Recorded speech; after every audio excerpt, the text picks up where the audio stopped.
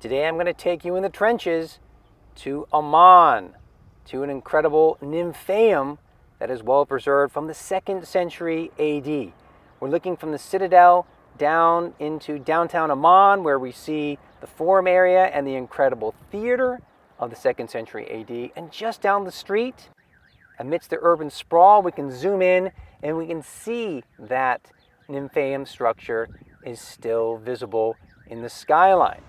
And what we see here is a complex that's created in the 2nd century AD, where, well, we're just off the forum space and we're roughly at the meeting point between the Cardo and the Decumanus. I'm in a public space fronted by this gigantic Nymphaeum, or fountain. Niches had statues lined with columns, even mosaic decorations and marble veneer.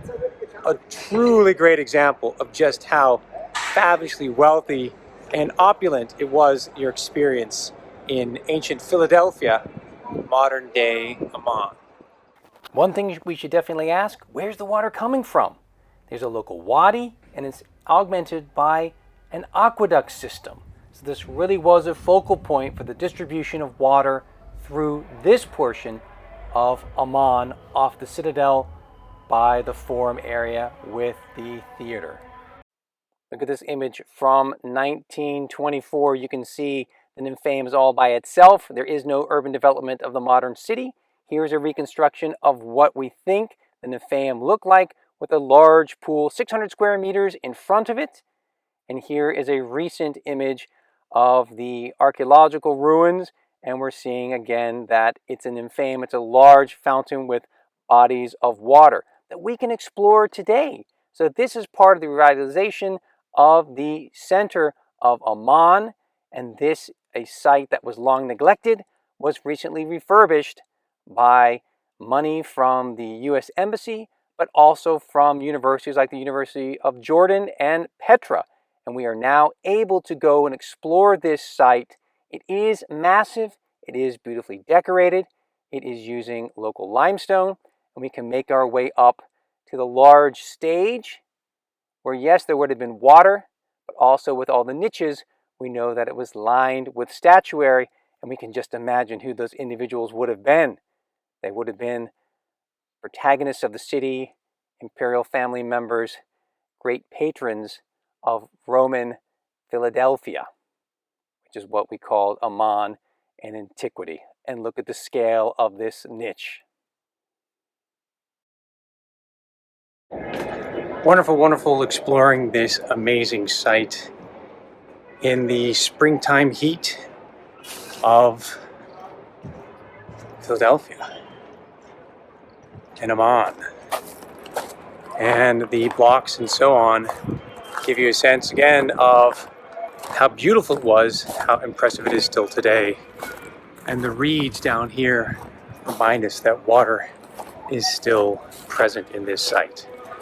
What a grand, grand site here in Amman, one of the wonderful Roman age monuments that you can explore, open daily.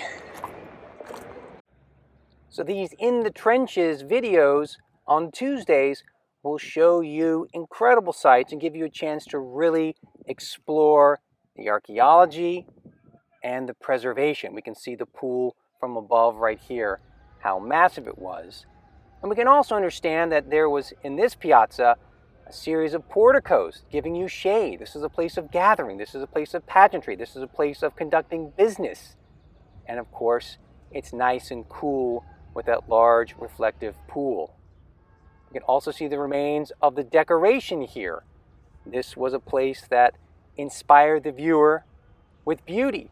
It's also a seat of power if you think about who the patron is, if we think about the imperial family and their hold on the city in the imperial period. So this is something that's recently refurbished and largely accessible to the public, and we have a lot of the fine details of the carved limestone that would have further enhanced your experience of the Nymphaeum, and you understand again this idea of imperial patronage in the heart of Roman Amman. Now standing inside the Nymphaeum. Again, you get a sense of the huge area dominated by this ornamental fountain. It's a grand space in antiquity. It's still a grand space today. A site that truly deserves your attention when you're in ancient Amman. Here we are back in the large niche. Let's get down to the nitty-gritty. This was lined with marble, and here we can see the marble attachment system. Look at this little bronze pin with the marble dowel rod. It indicates clearly that there was marble veneer on the facade of the entire Nymphaeum. You're exploring this amazing Nymphaeum. It truly is spectacular, monumental, and gives you a sense of the wealth. It gives you a sense of prestige in ancient Philadelphia, and the availability, the abundance of water. Such a precious resource today, such a precious resource in antiquity, and it is then manifested here, the great wealth and the opportunity to take advantage of it as a citizen of Philadelphia. In ancient Philadelphia, in the Nymphaeum area, step outside, and you're right here in modern Amman, so dynamic, so vibrant. Thanks for joining me in Jordan. Join me every Tuesday in the trenches. Darius Digs. See you soon.